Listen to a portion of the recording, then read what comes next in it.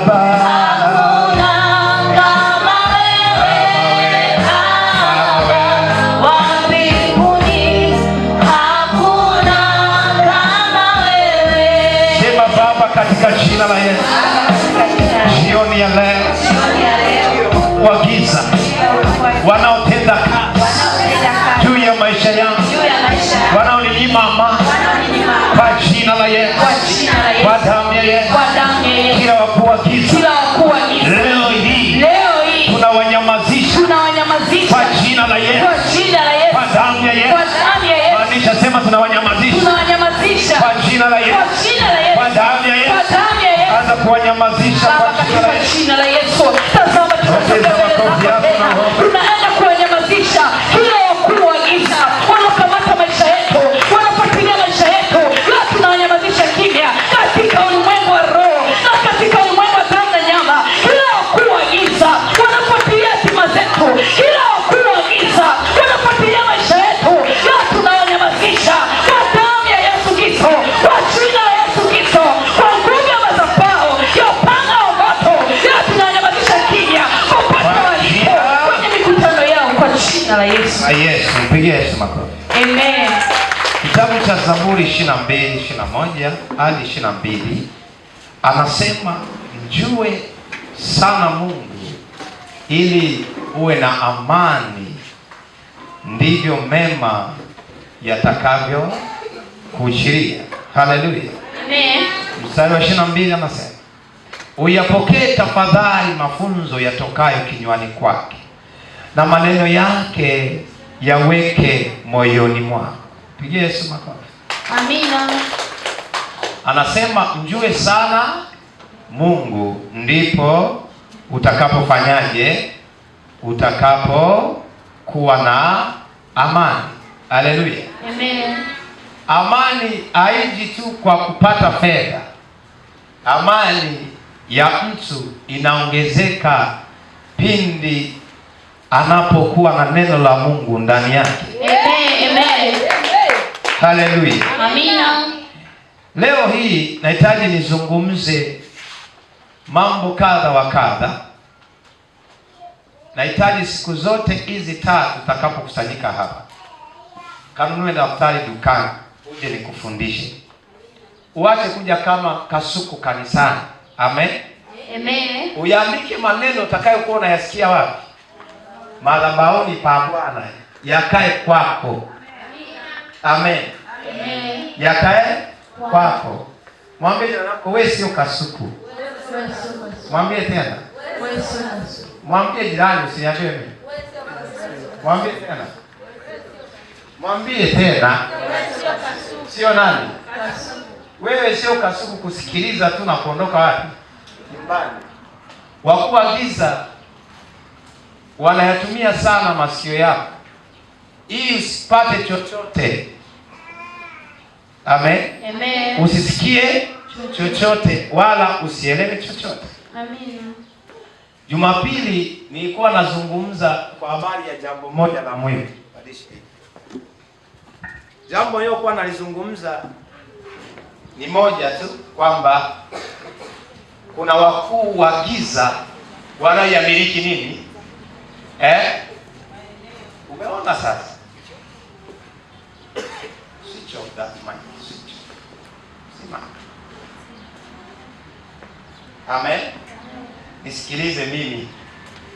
Nataji wote mnisikilize. Amen. Nikasema kuna wakuu wa giza wanaoyamiliki nini? Maeneo. Hawa ni tofauti kabisa na mizimu ya nyumbani. Nilikwambia ni wanayamiliki na kuyatawala nini? Maeneo. Unanisikiliza binti? Tuko wote? Amen. Hawa wana nguvu sana, kwa sababu nilikwambia achana nami, nisikilize mimi. Hawa wana nguvu ya kukamata maeneo. Ndio naongea vitu ambavyo ni serious. Nahitaji kila mmoja awe serious na mimi. Usipokuwa serious kwa kile mtumishi anasema, utahangaika kila kanisa, unaombewaga tu. Ni unaombewa kwa sababu haujifunzi kufanyaje? Kusikiliza. Unahitaji kwanza usikilize ndio uombewe. Si mnanielewa? Amen. Usikilize uelewe ndio ufanyeje? Uombewe. Huwezi kuombewa kitu ambacho ukijui au kifahamu. Lazima ufahamu kwanza, uelewe. Amen. Hawa nilisema wanayamiliki nini? Maeneo. Waanza kumiliki Chakenge. Kila unaposikia kuna jina la maeneo, ujue kuna mkuu wa eneo anamiliki pale. Unasikia kuna sehemu inaitwa Chakenge, na sehemu inaitwa Frame 10, sehemu inaitwa Msongola, na sehemu inaitwa Ilala, kuna sehemu inaitwa wilaya ya Ubungo, kuna wilaya ya Temeke, kila wilaya ina maeneo yake tofauti. Na kuna mtu anamiliki pale. Aidha kuna mkuu wa mkoa, mkuu wa wilaya, mkuu wa nini? Kata, tarafa, kitongoji. Si mnalisikia? Amina. Kuna watu wanamiliki nini? Maeneo. Katika ulimwengu wa roho pia kuna watu wanamiliki hata wilaya, mkoa. Kuna miungu inatawala mkoa, inatawala wilaya, inatawala taifa. Ndio tukaenda kusoma kitabu cha Samueli kwamba Wafilisti walikuwa na mungu wao anaitwa Mungu Dagoni. Amen. Anaitwa Mungu nani? Dagoni. Huyu Dagoni alikuwa anaabudiwa ndani ya nini? Ya nchi ya nini? Ya Wafilisti. Sasa siku moja wakakutana na Mungu mwingine anaitwa Mungu wa wana wa Israeli. Tuko wote hapa. Amen. Mungu wa Israeli. Mungu wa Israeli alikuwa na sanamu moja ambayo sanamu hiyo ilikuwa inaitwa sanduku la agano, ambao wao walikuwa wameitengeneza kama sehemu ya agano la Mungu, au Mungu alisema na wao kupitia hicho kitu.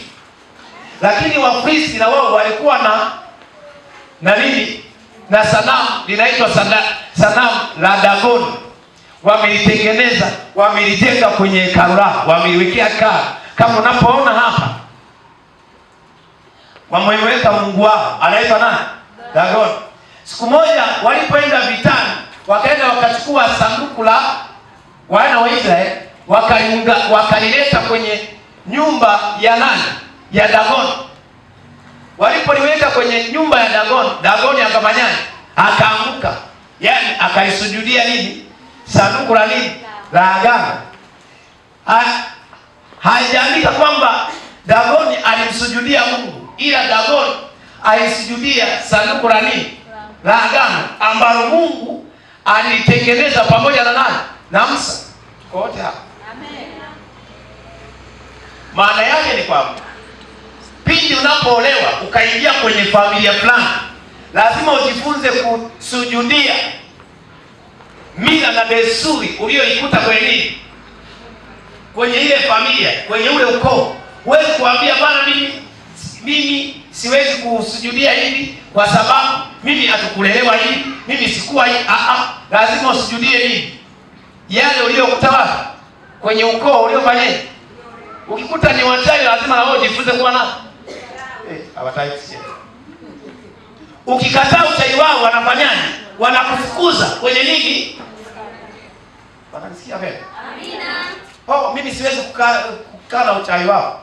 Ukiukataa it means umekataa kuwa kwenye nini? Kwenye ule ukoo. Hapa leo nataka nizungumze kwa nini watu wengi hawafanikii kwenye maeneo fulani. Ni kwa sababu ulikataa kusujudia miungu ya yale maeneo. Unanisikiliza binti? Amen. Binti, are we together? Yale maeneo unayoenda kuolewa kwao, unayoenda mle ndani, wanaabudia nini? Wanasujudia nini? Wana mila gani? Wana utaratibu gani? Kitu gani? Wewe ulipoingia kwenye familia wasioenda kanisani na wewe ukalorea, hauendi wapi? Jipige kofi. Jiambie wewe mimi mjinga sana. Ulipoolewa tu kwenye familia ambapo hawaendaji wapi? Wewe mwenyewe kwenda wapi?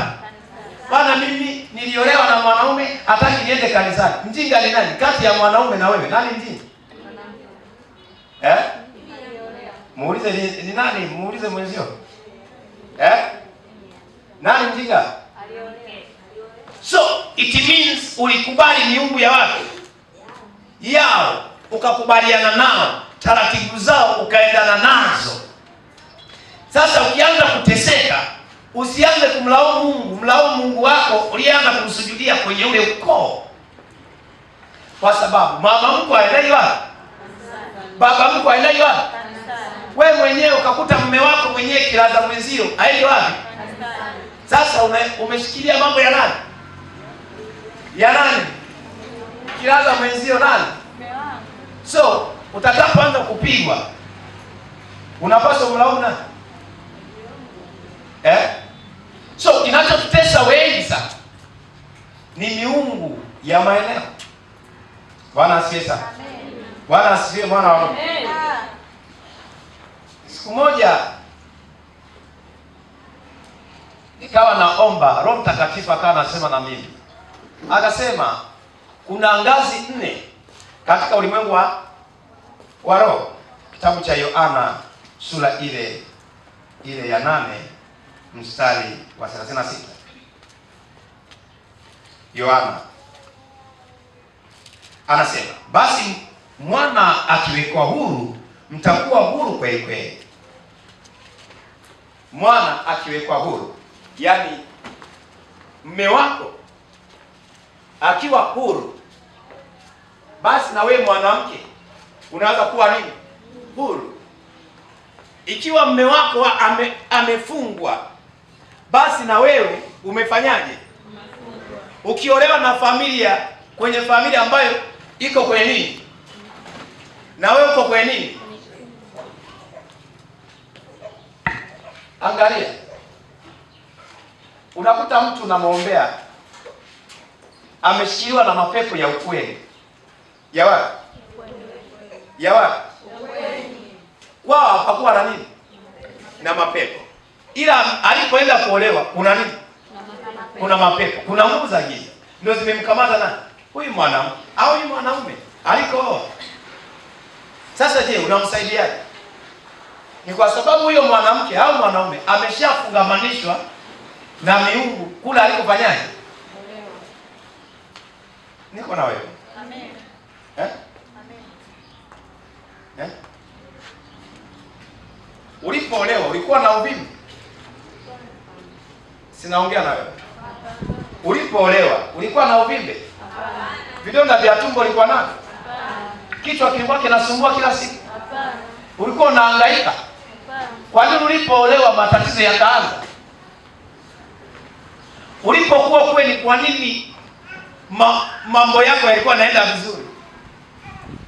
Ulipoolewa tu no, kila kitu kaanza kwama. Why? There is something wrong somewhere. Kuna kitu hakiko sawa. Naomba kama uko humu ndani, zima simu yako haraka sana. Nimekuruhusu, zima simu yako.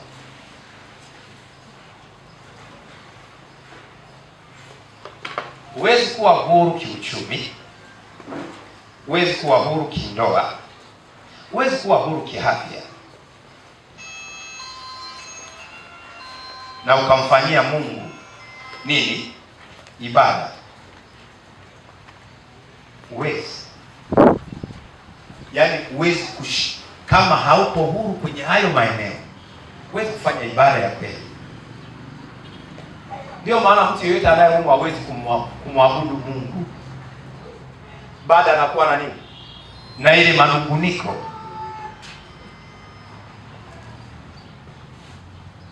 Kwa mfano tukianza kuuliza mama, unaendaga ibadani? Jibu hapana. Wewe wapi? Ukiambiwa habari ya ibadani unacheka. Nitaenda. Sasa asiye na akili nini? Eti wewe wakuambia nenda ibadani unaanza kucheka cheka. Asiye na akili nani? Anayekwambia uende ibadani au wewe unayecheka cheka ukiambiwa uende wapi? Ibadani. Hivi nikuulize sana. Mtu akifa bila kusaliwa kote hapo, bila kufanywa nini? Ibada, mnamchukuliaje? Sinaongea na wewe. Yaani ukifa leo na haufanyiwi nini? Ajaja padri, ajaja mchungaji, ajaja shehe, ajaja. Kumbuka, kama umekataliwa na padri na mchungaji, shehe hawezi kuja kwenye msiba wako. Kitu cha kwanza, shehe hawezi kuja wakati wewe unaitwa Ana. Unanielewa? Familia hii inaitwa ya Mzee John. Inaitwa familia nani? Ya Mzee John. Inaitwa familia ya Mzee Juma.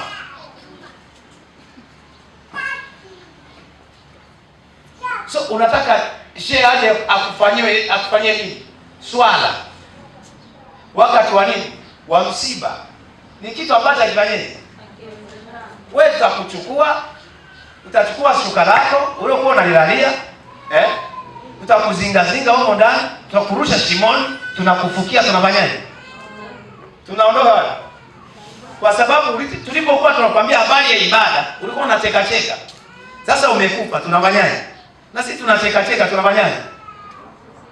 Iko hivi. Swala la Mungu, wana wa Mungu, litilie hofu kwanza ndani yako. Nirudie tena. Unaposikia habari ya Mungu, kuwa na hofu kidogo. Amina. Kwa sababu miungu yoyote inapokamata eneo la mtu, kitu cha kwanza kukiondoa kwa mtu ni kuondoa ibada. Amina. Inaondoa nini? Ibada. Ibada inaondoka kwa ile, inafutika. Unapoona ibada kwako inakuwa ni ngumu, ujue miungu ya ile eneo imefanyaje? Imekushikilia. Naongea na mtu. Dalili ya kwanza ni kuondolewa nini? Spirit ya nini? Ya ibada. Ibada kwangu kuondoka ni hatari sana.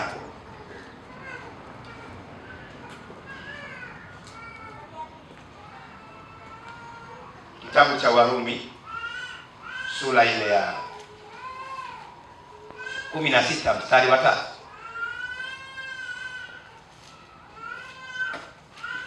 Hapa kuna mtu mmoja alikuwa anaitwa Priska na Akila.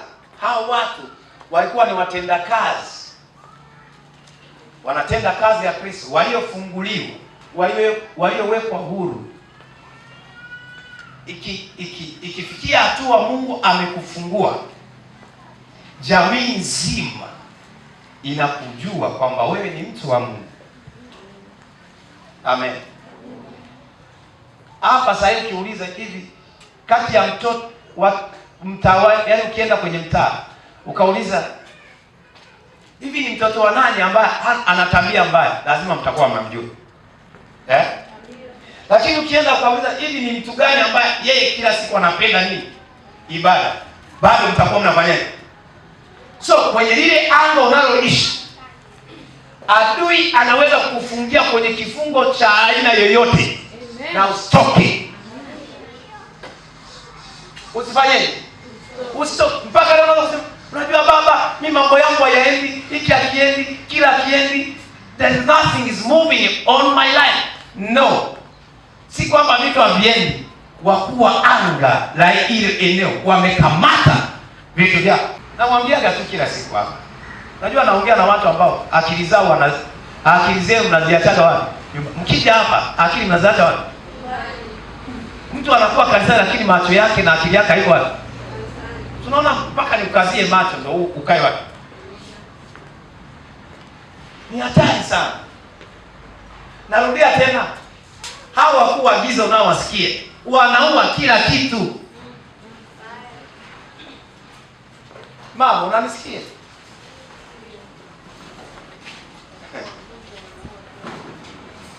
Unaweza kuwa umesikia lakini haijaingia. Wanaua kila kitu. Yaani si kwamba tunakuja hapa kupiga kelele. Unajua nini watu tunafikiria labda tunapigaga nini? Kelele. But they kill everything.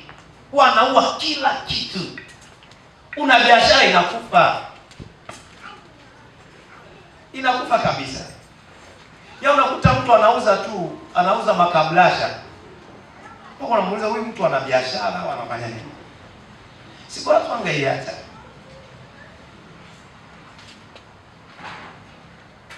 Mnanielewa kweli? Nakasirika kwa sababu moja. Bwana asifiwe. Kinachonikasirisha wana wa Mungu hao unaowaona. Ninyi hapa mnavyoonekana hivi. Unaona akili yako haiko hapa. Mama, tuko wote. Hauko hapa. Hauko hapa. Nimekushtua tu. Siku moja mwanangu mmoja, yeye alikuwa na ndugu wake anaomba sana. Nikaenda kwake nikamwombea yule binti. Binti yule akaanza kula, akaamka akatembea. Baadaye sasa eti mimi ndio niwe napiga simu kuambia eti anaendeleaje? Yuko salama. Eti ni kweli? Mpaka saa nyingine napiga simu mara 3, mara 4. Mwisho wa siku nikaachana nao. Baadaye nikampigia yule binti. Nikamwambia hivi nini hivi una akili kweli? Nimemwombea dada yako mpaka ameruhusiwa kutoka hospitalini. Amesharuhusiwa. Hapa nilikuwa namwombea akiwa wapi? Hospitalini. Mpaka akafanyaje? Yaani mpaka mimi nianze kuambia nije kumwombea dada. Hivi ni kweli? Hapana baba. Sasa nikasirika sana. Nikamwambia kuanzia leo mimi sitakupigia. Ukiona naweza kuja kumwombea dada yako niambie, nitakuja kufanyaje? Baadaye akaniambia dada yangu amezidiwa sana. Alipokuwa anaongea ninamsikiliza alafu namnyamazie. Mwambie jirani yako ukileta dharau na watumishi wa dini wanakudharau. Baadaye akanipigia mume wake. Akaniambia, namwambia nataka nije nimwombee huyo mke wako. Eti nalazimisha. Baadaye wakaniambia twende. Nikaenda. Baada ya kufika pale kiukweli niliumia sana. Nikuta mpaka yule binti hawezi kuongea, namwambia dada yangu, huwezi ongea. Anafanya nini?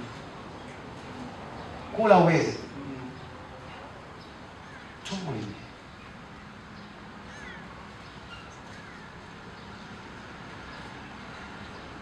Yaani nilitikisa tu kitu alafu nikarudi.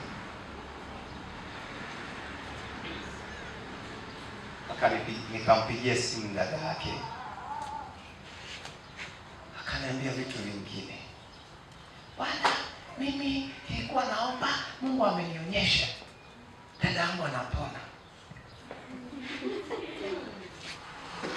Nikamwambia amina. Nilichotaka kumwambia kwamba una dada yako. Ila baada ya kuniambia ameonyeshwa Mungu anafanya Ongea okay sawa.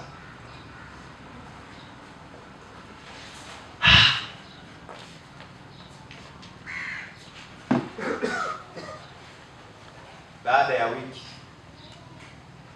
nakuja kumpigia simu. Mimi ni mwenye kielele. Sema mwenye kielele.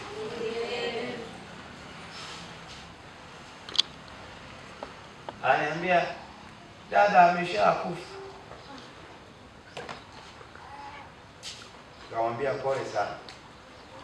Tena kwa mesili, nikamwambia pole sana mwanangu. Lakini ndani nikalisema, ninyi binadamu hamjihurumii kabisa.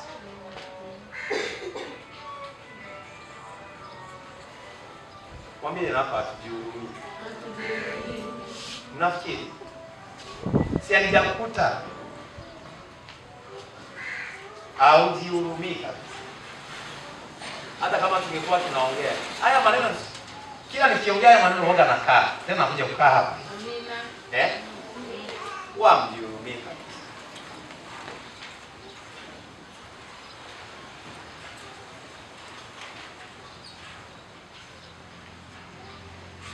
Lakini wanasema aonywaye mara nyingi akishupaza shingo huwa inavunjika. Ya inavunjika kama dagoni. Na siku zote adui huwa anakufanya kuwa na shingo ngumu. Si unaona kama wewe angalia. Tuko wote hapa kweli? Eti dada tuko wote. Kama ungekuwa Farao, si ndio pale? Kama ungekuwa Farao, hivi wewe ungeendelea kumfuatilia Musa? Kama wewe ungekuwa nani? Farao anagombana nani? Na Musa. Kila kigombana naye kuna tukio inafanyaje? Linamtokea. Mara vyura nchi nzima. Mara chaba. Mara maji yanabadilika kuwa nini? Kuwa damu. Hii kama ungekuwa wewe Farao, si ungeacha? Wewe usingeacha. Kwa sababu mara nyingi unapigwa, unabaki wapi? Nyumbani. Unaita sisi, mimi nilikuwa nauma sana. Unapuliza nini? Hiyo mafua yako. Kumbe hujui hata hiyo mafua yanaweza kufanyaje? Like kama Farao angejua kumfuata Musa ni kufuata nini? Kifo. Angebaki wapi? Angebaki nyumbani. Lakini Mungu anamwambia Musa, endelea na nini? Na safari. Nimeufanya moyo wa Farao kuwa nini? Mgumu.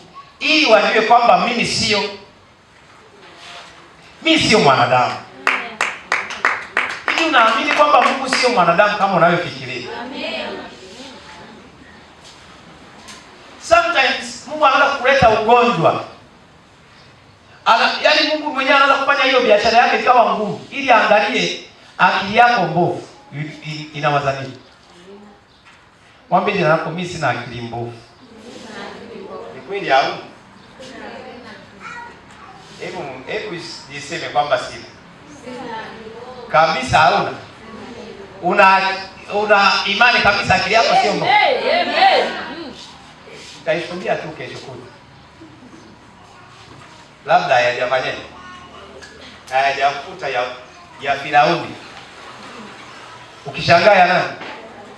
Utashangaa ya nani? Ngoja yakukute ya Firauni uone. Ya Musa ukiyashangaa sana unapita wapi? Katikati ya nini? Ile ya Firauni ukiyashangaa unaangalia ndani ya nini? Maana Firauni mwenyewe alikuwa anajiuliza, huyu Musa imewezekanaje mpaka bahari kufanyaje? Kugawanyika, alafu anapita katikati yake. Ngoja na mimi nipite huko huko. Kumbe hajui kwamba bahari imesimama kwa ajili ya nani? Ya Musa, sio kwa ajili yake. Kuna matatizo mengine ni kwa ajili ya jirani yako, sio kwa ajili yako. Yakija kwako yanakuangamiza. Oh, mbona jirani yangu alikuwa mafua akapona? Wewe unakufa na hayo mafua. Mwambie zaka atufanani. We are not the same. Wewe sio kama jirani yako. Mnanielewa kweli? Kuna watu wengi unaongea nao, sikio la alisikii. Yaani hapa wewe dada wewe. Kiburi chako ni kwa sababu umeweka wingi wapi? Kwani ukitingisha makalio yanaenda. Yapeleka kulia yanaenda. Kushoto yanafanya. Yanaenda. Mkono ukifanya hivyo unaenda. Mguu wa pili unatikisika. Kuna siku hautafanya. Utajaribu kutikisa hayo makalio yaende. Wewe nenda hospitalini uje uone kama wanatikisa makalio. Hata kama yako anasukuma kilini. Amepewa mpaka ile nini? Miguu miwili ile hayataki kutembelea hivi. Ukimuuliza habari nzuri. Wewe anaanza kusukuma makalio yake. Hawezi. Anaanza kutikisa hivi nywele zake, unavyotikisa ukazifanya hivi zikaenda. Ukifanya hivi kichwa kinauma, unatikisa sana. Inabidi tu ukae hivi. Habari za leo nzuri. Ukifanya hivi tu kizunguzungu. Eti mama mnyakusi, unafanya hivi nywele zako, unafanya hizi zinarudi. Kafanye siku ile Mungu ameamua. Zisifanye. Zisiende. Mwambie jirani yako achaga kiburi. Tena una neema na kuja hapa na kukumbusha kwamba Mungu hataki nini? Amen. Mungu yani iko hivi. Hii matatizo mengi unakutana naye ni kwa sababu kuna mahali ulionyesha kanini? Kiburi mahali. Yaani si binadamu hatuwezi kukwepa nini? Kiburi. Hatuwezi kukikwepa. Wewe angalia unavyokuwa na hela. Mama ushaikuwa na hela. Ushaikuwa na hela. Inaonekana wewe ni accused sasa. Makonde. Tayari. Ndio wale. Ndio hao tunapasa. Wa makonde. Ushaikuwa na hela wewe kama milioni tafa. Inaonekana kabisa hujaikuwa nayo mama wa watu. Ushaikumiliki milioni. Ya kwako kabisa ukakaa nayo ndani. Ushaikuwa na milioni ukakaa ndani. Ilikuwaje siku hiyo? Ukatamani kufanya sherehe zote. Unaalika mpaka majirani. Njoo tusherekee. Tusherekee. Tusherekee. Si wa hiyo wimbo wa nani? Wagoni. Tusherekee. Tusherekee. Para Italia.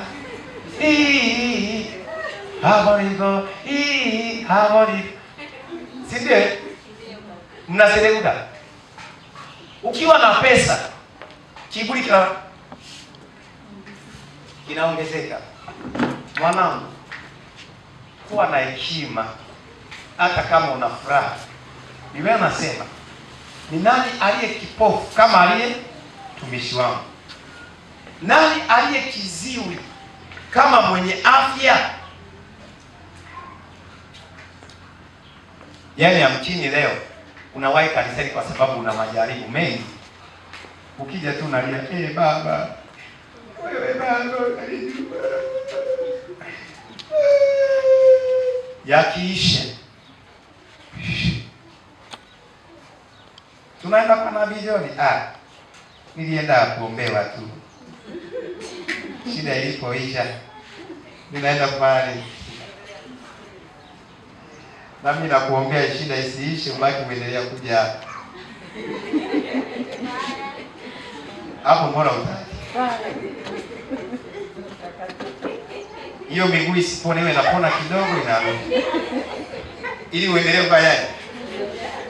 Maana sasa ikiisha kabisa ndio uji. Au hujasoma Biblia ni? Mungu aliwaambia hivi wana Israeli. Mtawaondolea shida lakini sitazimaliza zote. Ili msije mkafanyaje? Mkajisahau. Wasema mtaondoa vipi? Ila kuna kingine mtakaa. Sasa utaombea mengine. Lakini swala la kutokuolewa bado liko hapa. Utapata hela lakini uolewe. Utaolewa lakini upate nini? Mtoto upate. Ili uendelee kuja wapi? Malaika anakuja. Mungu anamuuliza, nani Neema alikuwepo? Alikuwepo baba. Mwacha aendelee kuja. John alikuja. Hajaja. Niliwaambia msimpe haraka haraka.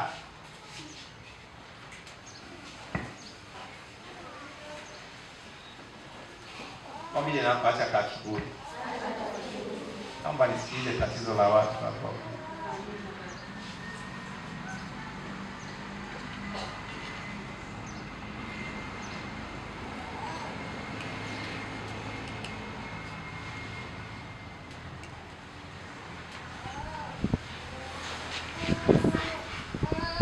Kati ya watumishi wanachopambana nacho, hawapambani na mizimu. Wanapambana na mkuu. Mkuu. Inawezekana mizimu yako ya nyumbani itakuachia kabisa. Lakini popote utakapoenda, mizimu mkuu anga atakuachilia kirahisi rahisi. Sasa najua ukikuachia tu unafanikiwa. Au hujasikia hapo wanasema, tukimwachia huyo anafanikiwa, hatutafanikiwa. Yanapiga kelele. Sio mizimu ya nyumbani kwenu. Wakuu wa anga wanaachilia mapepo. Kati ya vita ambayo watumishi wako nayo ni kupambana nayo. Mkuu wa anga apigani kwa tunakupiga, tunakufyatua. Wewe mkuu wa anga, tunakushusha. Utamshusha atabaki hapo hapo. Wewe utaendelea kufanya. Wakuu wa anga wanahitaji akili na umakini wa hali ya vita.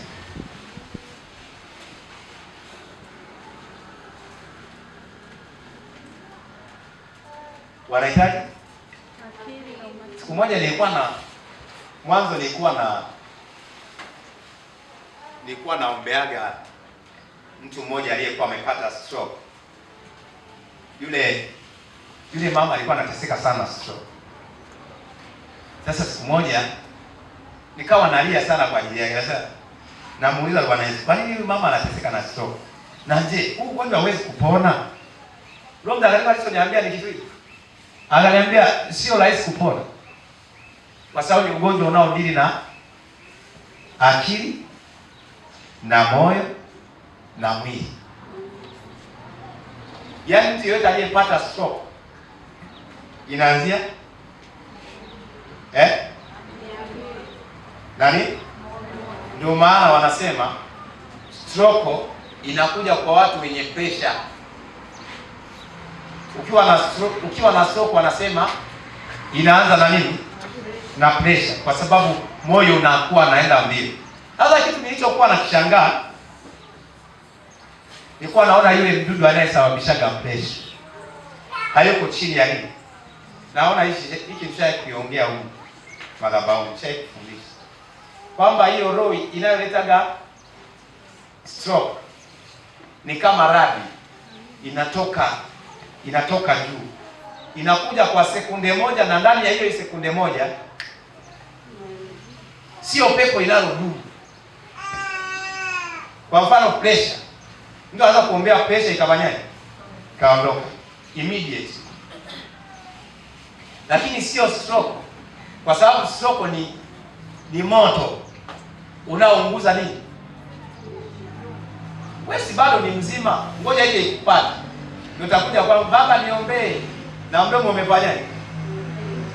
Umepinda, umebaki.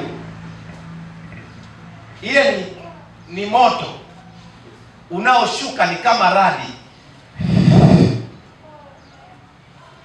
ikipiga inarudi tena.